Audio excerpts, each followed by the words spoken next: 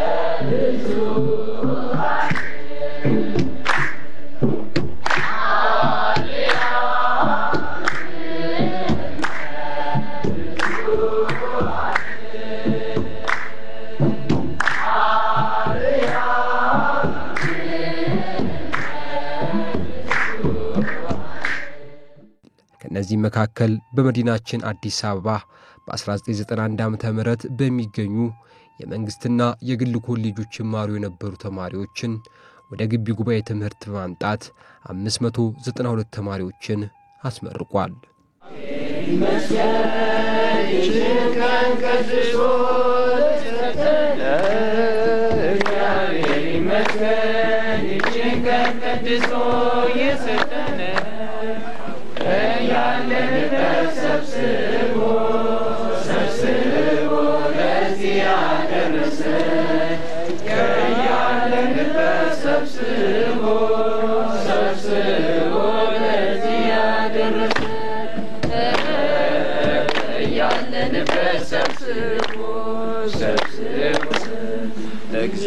ከተለያዩ የትምህርት ተቋማት የተወጣጡ ተማሪዎች በእንበረ ፓትርያርክ ጠቅላይ ቤተ ክህነት በሚገኘው የጽርሐ ተዋሕዶ አዳራሽ ብፁዕ ወቅዱስ አቡነ ጳውሎስ ቀዳማዊ ፓትርያርክ ርዕሰ ሊቃነ ጳጳሳት ዘኢትዮጵያ ሊቀ ጳጳስ ዘአክሱም ወዕጨጌ ዘእንበረ ተክለ ሃይማኖት የዓለም አብያተ ክርስቲያናት ምክር ቤትና የዓለም ሃይማኖቶች ለሰላም የክብር ፕሬዝዳንት የወቅቱ የጠቅላይ ቤተ ክህነት ዋና ሥራ አስኪያጅና የሰሜን ወሎ ሀገረ ስብከት ሊቀ ጳጳስ ብፁዕ አቡነ ቄርሎስን ጨምሮ ብፁዓን ሊቃነ ጳጳሳት የቤተ ክህነት የየመምሪያ ኃላፊዎች የማኅበረ ቅዱሳን አመራሮች በተገኙበት የምርቃ መርሃ ግብሩ ተካሂዷል።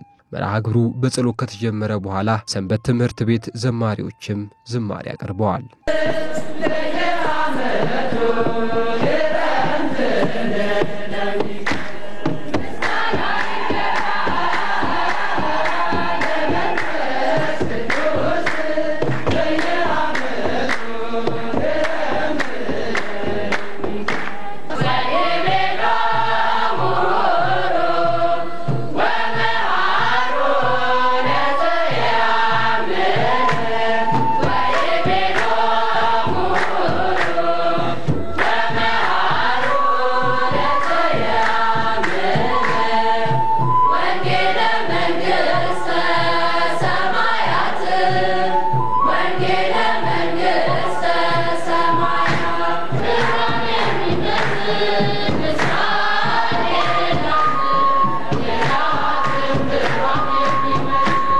በምረቃ መርሃ ግብሩ ሰንበት ትምህርት ቤቶችና በግቢ ጉባኤ ማደራጃ መምሪያ በኩል በከፍተኛ ትምህርት ተቋማት እየተሰጡ ባሉ አገልግሎቶች የተገኙ ውጤቶችን ሊቀ ካህናት ኃይለ ሥላሴ አለማየሁ በመድረኩ በማቅረብና ለተመረቁ ተማሪዎች የእንኳን ደስ አላችሁ መልእክት በማቅረብ መርሃ ግብሩን አስጀምረዋል። ብፁዓን ሊቃነ ጳጳሳት፣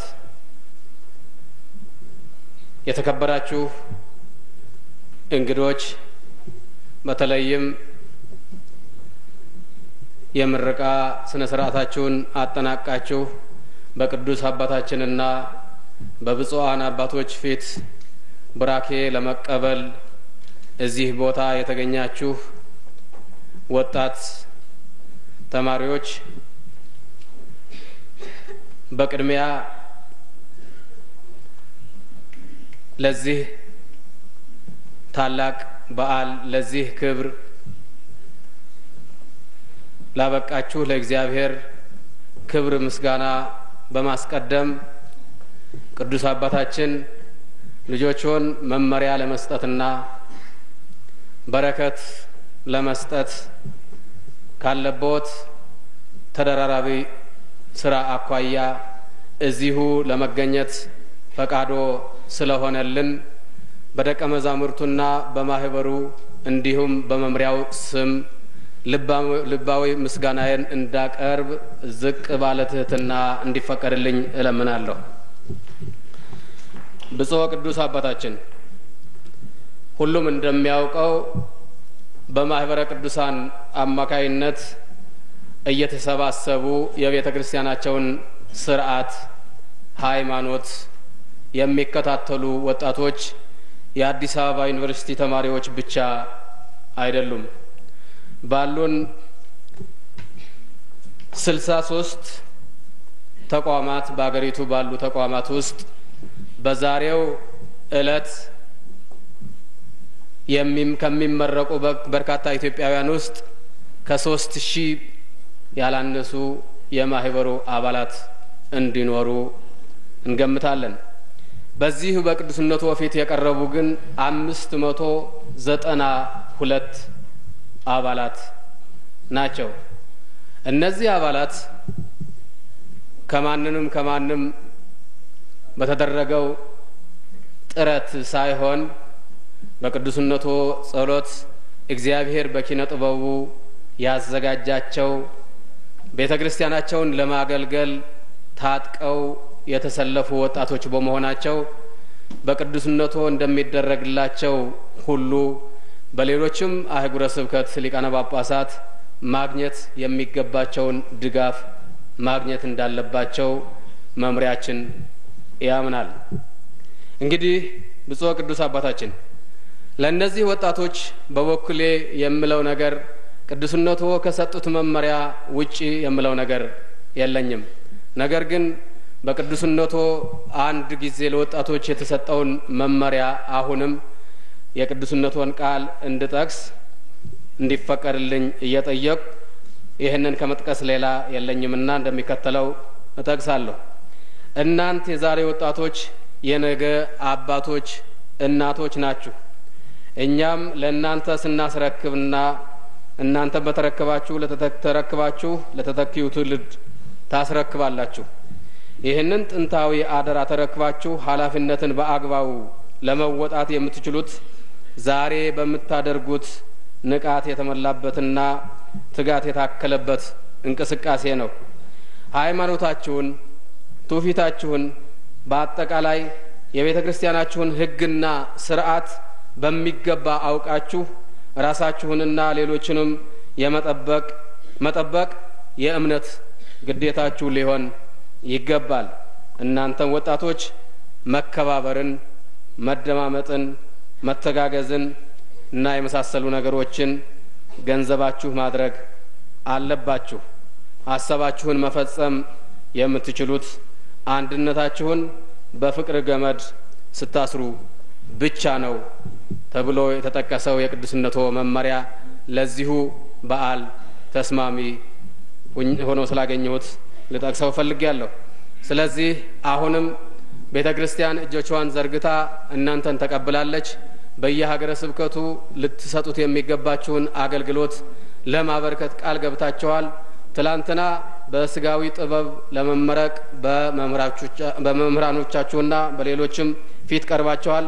ዛሬ ደግሞ መስቀል ተሸክማችሁ ለእግዚአብሔርና ለቅድስት ቤተክርስቲያናችሁ ቃል ትገቡ ዘንድ እግዚአብሔርን ለማገልገል ቅድስት ቤተክርስቲያንን በንጹህ ልቦና ለማገልገል ቃል ትገቡ ዘንድ በረከት ተቀበሉ ዘንድ ቀርባችኋልና ቃላችሁን አክብራችሁ እግዚአብሔርንና ቤተክርስቲያንን ለማገልገል እንድትበቁ እግዚአብሔር ቅዱስ ፈቃዱ ይሁንላችሁ።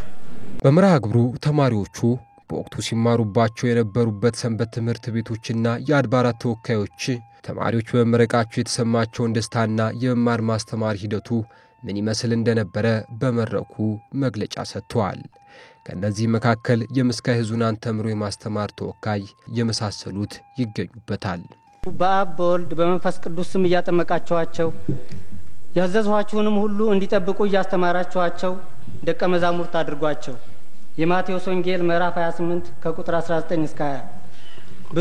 ብፁዕ ወቅዱስ አቡነ ጳውሎስ ፓትርያርክ ርዕሰ ሊቃነ ጳጳሳት ዘኢትዮጵያ ወጨጌ ዘመንበረ ተክለ ሃይማኖት፣ ብፁዓን ሊቃነ ጳጳሳት፣ አየንተ እግዚአብሔር ካህናት፣ የተመራቂ ቤተሰቦች፣ በዚህ የተገኛችሁ እንግዶች፣ በተለይም በዛሬው ዕለት ለመሰብሰባችን ምክንያት የሆናችሁ የ1991 ዓመተ ምህረት የከፍተኛ ትምህርት ተመራቂዎች፣ ከሁሉ አስቀድሜ ሳይገባኝ በዚህ ታላቅ ስፍራ እንድቆም ላበቃኝ ኃያል ቅዱስ አምላክ ምስጋና እያቀረብኩኝ የተምሮ ማስተማር ማህበርን በመወከል ለተመራቂዎች አነስተኛ የእንኳን ደስ ያላችሁ መልእክት እንዳስተላለፍ ይፈቀድልኝ። የተምሮ ማስተማር ማህበር ሁሩ ማህሩ የሚለውን መሪ ቃል አንግቦ ከተነሳ እነሆ 4 ዓመታት በላይ ሆኖታል።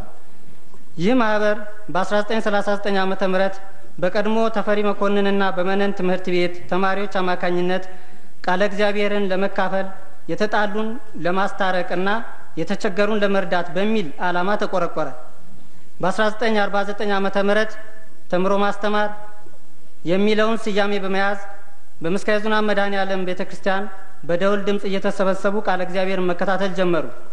በዚህም ሳይወሰኑ በ1950 ዓመተ ምህረት ለምስካየ ኅዙናን መድኃኔዓለም ገዳም አባቶች ዓላማውን በማስረዳታቸው እና ተቀባይነት በማግኘታቸው በቤተክርስቲያን ቅጽር ግቢ ውስጥ ቦታ ተለይቶ ተሰጥቷቸው የስብከተ ወንጌል አዳራሽና ቢሮዎች ያሉት ህንጻ በመገንባት የተምሮ ማስተማር ማህበርን እውን አድርገው ለዚህ ትውልድ ትተዋል። ይሁን እንጂ እነዚህ መስራች አባላት በጠቅላላ ስራውን ለአዲሱ ትውልድ በመተው ዘወር ያሉ አይደሉም። በመካከላችን በመሆን ማህበሩን በበላይነት በመምራት ምክር በመስጠት ሌላም ቁሳዊ ድጋፍ በማድረግ ለማህበሩ ያላቋረጠ እድገት ድጋፍ ቀና ደፋ በማለት ላይ ይገኛሉ። ከነዚህ መስራች አባላት መካከል ለአብነት የምንጠቅሳቸው ብፁዕ አቡነ ናትናኤል የቅዱስ ሲኖዶስ አባል፣ የአርሲ ሀገረ ስብከት ሊቀ ጳጳስና የምስካየ ኅዙናን መድኃኔዓለም ገዳም የበላይ ጠባቂ አንዱ ናቸው። ቅዱስ አባታችን በአሁኑ ሰዓት የተምሮ ማስተማር ማህበር በ9 አበይት ኮሚቴዎች በመዋቀር 2500 ያህል ቋሚ አባላትን በማካተት በርካታና የተለያዩ መንፈሳዊ ስራዎችን በማከናወን ላይ ይገኛል።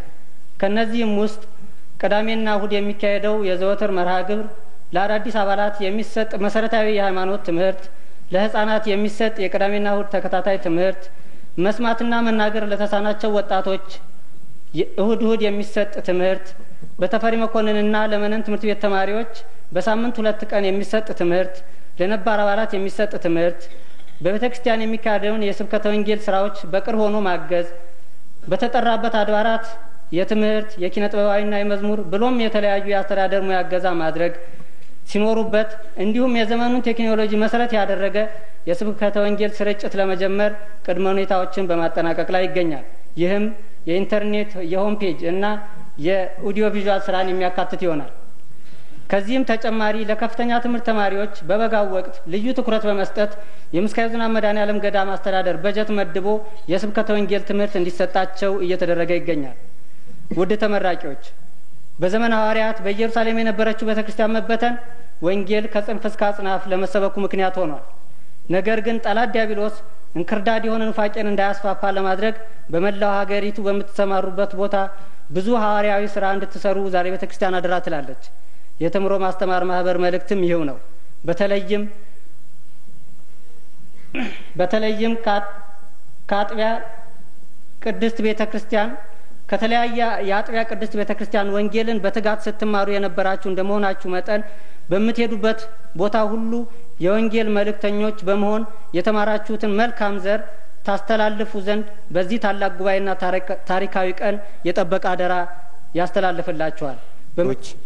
የዛሬይቱ ዕለት ተመራቂዎችና ቤተሰቦቻቸው እንዲሁም የዚህ ታላቅ በዓል እድምተኞች የሆናችሁ በሙሉ የቸርነትና የይቅርታ ባለቤት ልዑል እግዚአብሔር እንኳን ለዚህ ታላቅ የምረቃ በዓል በሰላምና በጤና አደረሳችሁ።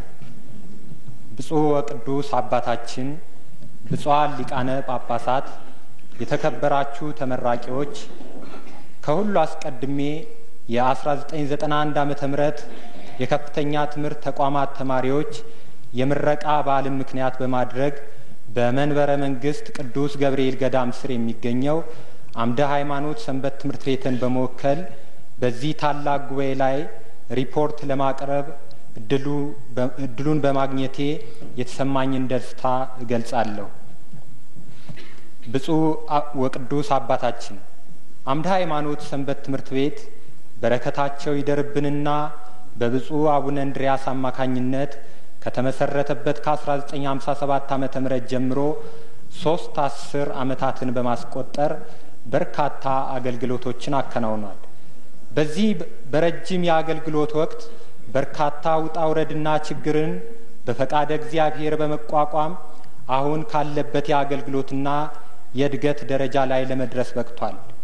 ሰንበት ትምህርት ቤታችን በአባልነት ለተመዘገቡ የተለያዩ መርሃ ግብሮችን እንደ ጊዜያቸውና እድሜያቸው በመከፋፈል ነገረ መለኮትንና ስርዓተ ቤተ ክርስቲያንን በማስተማር ለቅድስት ቤተ ክርስቲያን ብሎም ለሀገርና ለወገን የሚጠቅም ዜጎችን በማፍራት ላይ ይገኛል። ወደፊትም በእግዚአብሔር ቸርነት ያፈራል። ብፁዕ ወቅዱስ አባታችን በዛሬው ዕለት በቅዱስነቶ ቡራኬ ለመቀበል በዚህ አዳራሽ ውስጥ ከሚገኙት ተመራቂዎች መካከል ብዛታቸው 54 የሆኑ የሰንበት ትምህርት ቤታችን አባላት በአዲስ አበባ ዩኒቨርሲቲ የተፈጥሮ ሳይንስ ፋክልቲ ተማሪዎች ይገኙበታል። በመሆኑም ሰንበት ትምህርት ቤታችን ለነዚህ አባላት አመቺ ጊዜን በመፍጠር ዘወትር እሁድ ከጠዋቱ 4 ሰዓት እስከ 6 ሰዓት ድረስ መርሃ ግብር በማዘጋጀት በካምፓስ የቆይታ ጊዜያቸው ቃለ እግዚአብሔርን እንዲማሩ ጥረት በማድረግ ለዛሬው ዕለት አብቅቷቸዋል።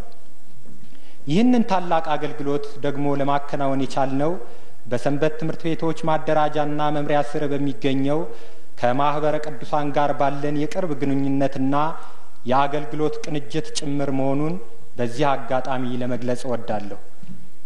በመጨረሻም በሰንበት ትምህርት ቤታችን ውስጥ በተከታታይ ለ4 ዓመታት ቃለ እግዚአብሔርን ስትመገቡ የቆያችሁ አባሎቻችንና ለዚህ ታላቅ በዓል የደረሳችሁ በሙሉ ከምረቃ በኋላ የምትሰማሩበትና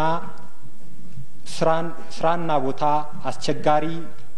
አስቸጋሪነት ከወዲሁ በማወቅና በመረዳት በታጠቃችሁት ቃለ እግዚአብሔር ስጋዊውንም ሆነ መንፈሳዊን ተግባራችሁን በትጋትና በንቃት እንዲሁም እግዚአብሔርን በጸሎት በመለመን እንድትወጡ የአደራ መልእክቴን በሰንበት ትምህርት ቤታችን ስም እያስተላለፍኩ ቀሪው የአገልግሎትና የስራ ዘመናችሁ የተቃናና የተሳካ እንዲሆንላችሁ አሁንም በድጋሜ በራሴና በሰንበት ትምህርት ቤታችን ስም መልካም ምኞቴን እገልጻለሁ።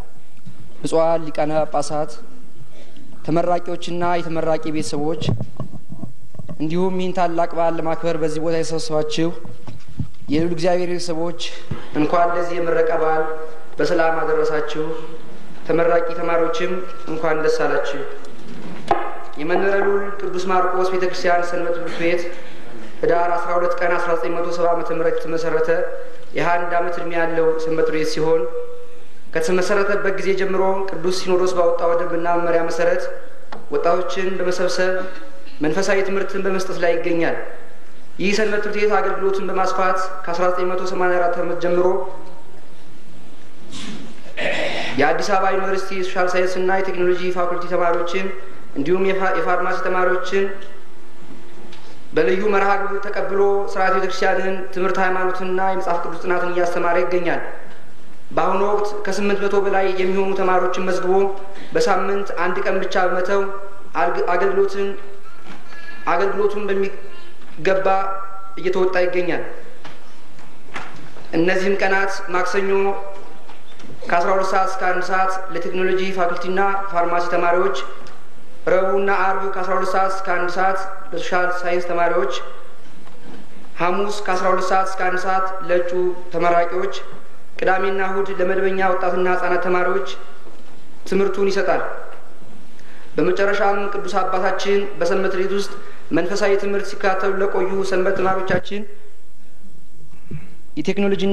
የቴክኖሎጂ ፋኩልቲና የሶሻል ሳይንስ ተመራቂ ተማሪዎች ቡራኬውን እንዲሰጡልን ስንል በእግዚአብሔር ስም እንጠይቃለን። ወስብሐት ለእግዚአብሔር። ብፁዕ ወቅዱስ አቡነ ጳውሎስ ቀዳማዊ ፓትርያርክ ሃይማኖታችንን የሚደፍሩ ያለ ስማችንን ስም የሚሰጡ አካላትን ለማሸነፍ መፍትሄው መማር በመሆኑ የራሳችንን ክብር፣ እምነት፣ ስርዓት ለማስጠበቅ በጥበብ ዓላማችንን ሳንስት የመጣብንን ፈተና በማለፍ በትምህርትና በእውቀት ብሎም በሕግ ጠንካራ ትውልድ መገንባት ይጠበቅብናልና ተመራቂዎች መመረቃችሁ ለቤተ ክርስቲያን መዳን ሊሆን ይገባል ሲሉ አባታዊ መመሪያ ሰጥተዋል። ብፁዓን ሊቃነ ጳጳሳት፣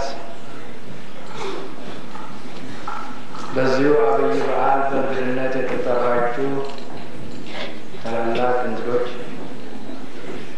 ለበዓሉ ምክንያት የሆናችሁ ተመራቂ ልጆቻችንና ቤተሰቦች ሁላችሁ፣ ከጊዜ አንጻር እኔ እንድታዘዝ ተጠየቅኩ እንጂ በዚሁ ውስጥ ያሉት ብፁዓን አባቶች በሙሉ ስለ ወጣት ልጆቻችን ያላቸው ጥልቅና ሰፊ ፍቅር እኔም አውቃለሁ።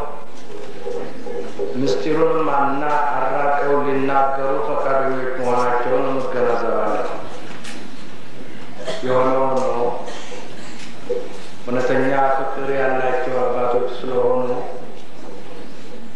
ስብሰባችንና ጉባኤያችን የዛሬ የመጀመሪያውና የመጨረሻው ባለመሆኑ በምንሰበሰብበት ጊዜ ሁሉ በተጠየቁበት መሰረት እየመጡ ስለሚያስተምሩ ብዙም ቅሬታ አይሰማኝም። ይህ በዓል ወይም እንደዚህ ያለው በዓል እጅግ በጣም ወቅታዊና ታላቅ የሆነ በዓል ነው። ምክንያቱም ያለንበት ዘመን ጥንት ከነበረው የተለየ ጠባይ አለውና ነው። በዚሁ በአዲሱ ጠባይ እንደናንተ ያሉ ተምረው የወጡ ምሁራን ወጣቶች፣ ወንዶችም ሴቶችም ያስፈልጉናል እና ነው። ምሁራን ሰዎች በአንድ ሀገር ሲኖሩ የሀገሪቱን አንድነትና ነጻነት፣ የሀገሪቱን ታሪክ እና ባህል የማስከበር ኃላፊነት አለባቸው። ኃላፊነቱም በግንዛቤ ይቀበሉታል። ለሚያጋጥምም ችግር በምሁርነታቸው በመራቀቅ መፍትሄ ያገኙለታል። ስለዚህ ሀገሪቱ በቀላሉ የምትደፈር አትሆንም። በሀገሪቱ ያለው ክብር ተጋርዶ ተሸፍኖ አይኖርም። ምሁራን ካሉ ያለንን ሰፊ ክብር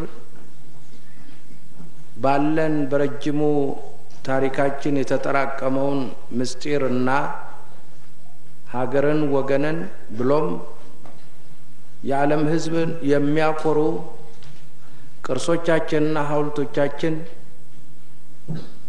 በውጭ ሀገር ሰዎች እግረ መንገዳቸው ሲያልፉ ቆንጥረው የኢትዮጵያ ሐውልት ብለው የመሰላቸውን ከሚሞሉት የኢትዮጵያ ባህል ብለው የራሳቸውን ግምት ከሚያሰፍሩት የኢትዮጵያ ታሪክ ብለው የተቆራረሰና የተቆራረጠ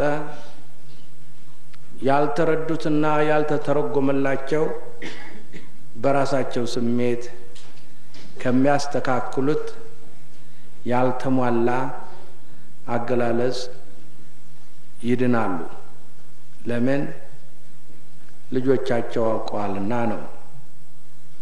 ልጆቻቸው በወላጆቻቸው ባህልና ስርዓት እምነት የተቀረጹ ቅርጾችና የታሪክ አምዶች በመሆናቸው የወላጆቻቸውን ቋንቋ የሚናገሩ ልጆች ይህንኑ አብራርተው ሊናገሩ የሚችሉ እነሱ ናቸው። ስለዚህ በጣም ደስ የሚያሰኝ በዓልና ደስ የሚያሰኝ ጉባኤ ነው ለማለት የሚቻለውም በዚህ ነው። እንግዲህ እናንተ ልጆቻችን ከዚሁ ደረጃ ለመድረስ ከሕፃንነት ጀምሮ እስከዚሁ ድረስ በብዙ ድጋፍ ነው የመጣችሁት። ድጋፉም የሚጀምረው ከወላጆች ነው። ድጋፉ የሚጀምረውና የሚቀጥለው ከቤተ ክርስቲያን ነው። ወላጆች እግዚአብሔር በሰጣቸው ሀብት አስገኝተዋቸዋል። ስጋዊ ምግብ እያቀረቡ እንዲሁ ከሆነውን ነገር እየተከላከሉ ግዙፍ ከሆነው ነገር እየተከላከሉ ከዚሁ አድርሰዋቸዋል። ቤተ ክርስቲያን ወላጆቻችሁ እናንተን በእግዚአብሔር ፈቃድ ከመገኘታችሁ በፊት ጀምሮ ወላጆቹን በመባረክ በመቀደስ በመመረቅ በመጸለይ የተባረከ ጋብቻ እንዲሆንላቸው የተባረኩ ዘር እግዚአብሔር እንዲሰጣቸው አስቀድማ ከመወለዳቸው በፊት ጀምሮ ስትጸልይ ነው የኖረችው። ይህንንም አምላካዊ ስራ ደረጃ በደረጃ አሁን እስካለበት ድረስ ወደፊትም ቢሆን በምንኖርበት ሁናቴ ቤተ ክርስቲያን አገልግሎቷን አታቋርጥም። በሕፃንነት ዘመናት እየጸለየች እያቆረበች እያጠመቀች ቢታመሙ እንደገና በጸሎት በቡራኬ ወደ እግዚአብሔር አቤቱታ በማቅረብ እድሜ እንዲሰጣችሁ እንድታድጉ አድጋችሁ ለቤተሰቦቻችሁ ብቻ ሳይሆን ለወገኖቻችሁ ብቻ ሳይሆን ለሀገራችሁ ለሀገር ብቻ ሳይሆን ለቤተ ክርስቲያናችሁ እንዲሁ ምድራዊ ጥበብ ብቻ ይዛችሁ ሳይሆን በሃይማኖት ጸንታችሁ ከመላ ጎደል ባለው ማወቅና መረዳት ሳይሆን በእግዚአብሔር በሃይማኖት የተመሰረተ ጽኑ የሆነ ሙሉ የሆነ ዕውቀት እንዲኖራችሁ ቤተ ክርስቲያንም አገልግሎቷ ስታበረክት ቆይታለች። እንግዲህ ስንቶቹ ናቸው በእናንተ ላይ ተስፋ የጣሉ? ወላጆች ባለ በሌላ አቅማቸው እናንተ ከተሻለ ደረጃ እንድትደርሱ ካለ ክብራቸው ዝቅ ብለው እናንተ እንዳይጎልባችሁ ብዙ የለፉ የኋላ ኋላ እግዚአብሔር ባርኳችሁ ሀገራችሁንና እነሱን እንድታገለግሉ በተስፋ ጠብቀዋል። ቤተ ክርስቲያንም ከዚህ የተለየ አመለካከት አይደለም። አሁን እዚሁ ደርሳችሁ ተምራችሁ ስታዩት ምን ያህል ኃላፊነት ነው ያለባችሁ? ኃላፊነቱ ምን ያህል ይከብዳል? የነዚህ ሁሉስ ውለታ ለመወጣት ትችላላችሁን? ወይስ በውለታ የሚከፈል ውለታ ነውን? ገና ሳይጸነሱ ተጸንሰውም እስኪወለዱ ከተወለዱም በጨቅላነታቸው ከሞቀው የእናቶቻቸው ማህፀን ወጥተው በጨቅላነታቸው እዚሁ ብዙ ነፋስ፣ ብዙ ውርጭ፣ ብዙ ሙቀት በመላበት ዓለም ስትገቡ በጨቅላነታችሁ ምንም እንዳይነካችሁ ይደረግ የነበረ ጸሎትና እንክብካቤ በዋጋ ይከፈላል ወይ? አዎ ይከፈላል። በገንዘብ አይተመንም። ነገር ግን ዋጋ አለው። ያ ወላጆች የተመኙት የጸለዩት ወላጆች ታሪክ የሰሩባትን አገር ወላጆች ነጻነቷን ተንከባከው ያኖሯትን አገር ወላጆች ወደፊት አድጋ ለምልማ ሀገራቸውም ቢሆን ለምታ ለምልማ በውስጧ ለሚኖሩ ሰዎች ሁሉ ለሁሉም እንደየሚያስፈልጋቸው የህዝቧ የወገኖቻቸው ሁሉ መብት ተጠብቆ ያደገች የለመለመች ነጻነት የሞላባት እኩልነት የሰፈነባት ሀገር እንድትሆን ሲመኟት የነበሩ አሁን ይህንን ኃላፊነት በምትቀበሉበት ጊዜ የተመሳቀለውን ነገር ሁሉ እየተገለለ ትክክለኛውን ህይወት እንዲሰፍን ማድረግ ዋጋውን ያስከፍለዋል። ድሮም ወላጆች የተመኙት ይህ ነው። ከዚህ ውጭ የሆነ ነገር የለም። መማር ደግሞ ይህንኑ ስራ በግድ ያሰራል። ይህንኑ ስራ ለመገንዘብ የማያስችል ከሆነ አይ ትምህርት ሊሆን አይችልም። ጊዜውን ገበጣ እየተጫወቱ እንዳሳለፉት ይሆናል። እንግዲህ እግዚአብሔር የሰጠንን የማወቅ ችሎታ እግዚአብሔር የሰጠንን የመምረጥ ችሎታ በተሰጠን ትምህርት አጎልምሰን እግዚአብሔር እንዳዘዘው በትክክል እውነተኛውን መንገድ ይዘን ራሳችንን በምሳሌነት ሆነን ለሌላው መሪና አጋዥ ሆኖ መገኘት ነው። ስለዚህ ኃላፊነቱ ከባድ ነው። እንኳን እዚህ ደረሳችሁ የሚለው ቋንቋ እንዲሁ በከንቱ አይደለም።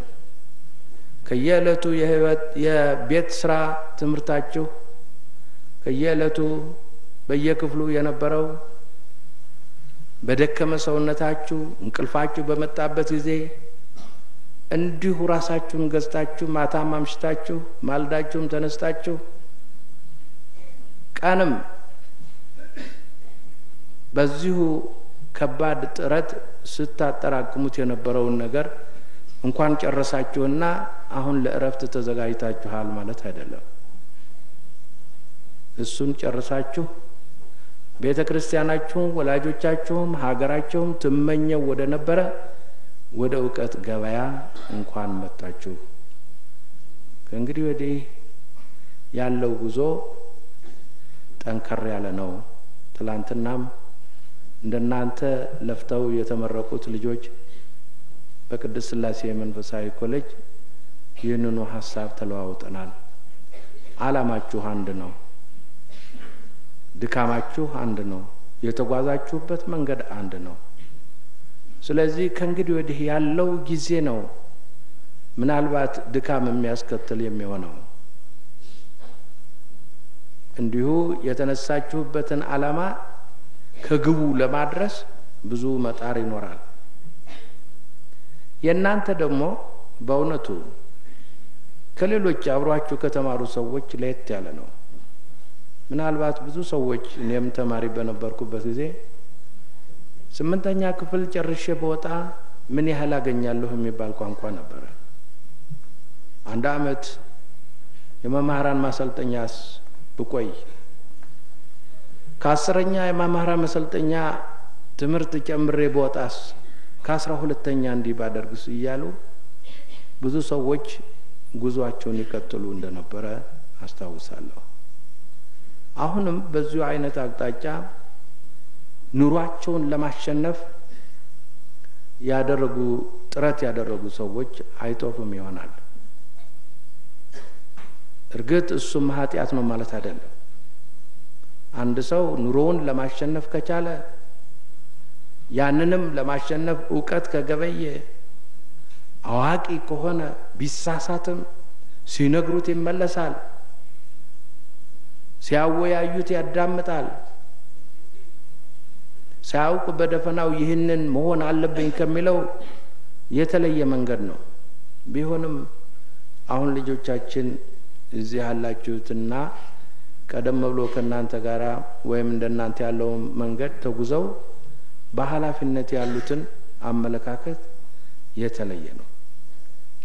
እኛ መኖር ብቻ ሳይሆን በስጋዊ አቋም መሳካት ብቻ ሳይሆን በመንፈሳዊ ዓላማችንም ህይወታችንም ያወቀ የተገነዘበ ስጋና ነፍስ ተዋህደው የሚያዙን በሁለቱም ወይም ለሁለቱም ሳናዳላ ስጋም በአግባቡ ህግ ባለው መንገድ እንዲመራ ነፍስም የሷን ኃላፊነት በየጊዜው እንዲፈጸም ለማድረግ በሁለቱም በኩል እንሰልጥን የሚል ከነበረው ከባድ ኃላፊነት የበለጠ ከባድ የሚያደርገው ይህ ነው። ስለዚህ እኛ ደግሞ በተስፋ ስንጠብቅ የነበርነው ተናካቴው እምቢ ብላችሁ እምቢተኞችስ ብትሆኑ፣ ምክንያቱም በዓለም ላይ የሆኑ አሉ፣ ወላጆች እንደተመኙዋቸው ያልሆኑ አሉ። ነገር ግን በእግዚአብሔር ላይ እምነትን ጽኑ እምነትን በመያዝ ተስፋን በማድረግ የተደረገ ጉዞ ነው እና ይሄ የበለጠ ከሁሉም የበለጠ ሊያስደስት ይችላል። ከፈሪሃ እግዚአብሔር ከአምልኮት እግዚአብሔር ያልተለዩ በዚያ የጸኑ ብሎም ለማወቅ የለፉ የደከሙ ያወቁ የተገነዘቡ ገና ኃላፊነቱን ተረክበው በስራ ሳይሰማሩ የዚሁ አኗኗር እቅድና ስርዓት ለማውጣት ሲሯሯጡ ሲጨነቁ ማየቱ መስዋዕቱ ሰምረዋልና የጠባቂዎቹ ያሳደገዎቹ ተስፋ ወይም ያደርጉት የነበረውን ተስፋ በመፈጸሙ ደስታው እጥፍ ድርብ ያደርገዋል። እንግዲህ ማወቅ ደግሞ በዚህ ዓለም ላይ የሚሰሩትን ሁሉ በተለይም በመንፈሳዊ ዓለም የመንፈሳዊ ስራ ሲጨመርበት የበለጠ እንደሚከብድ ብዙ ዋጋ እንደሚያስከፍል በእውቀታቸው በትምህርታቸው ተገንዝበውታልና ይቋቋሙታል ብለን ነው ተስፋ የምናደርገው።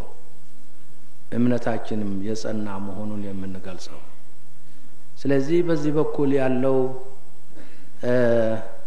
ጥረታችሁ ያስደሰተው እናቶቻችሁንና አባቶቻችሁን ብቻ አይደለም። የእናንተን ደህንነት የተመኙ እነሱ ብቻ አይደሉም። እነሱ በቅርብ ወላጆች በመሆናቸው የራሳቸው ሰፊ የሆነ ጥልቅ የሆነ ምኞት ነበረ።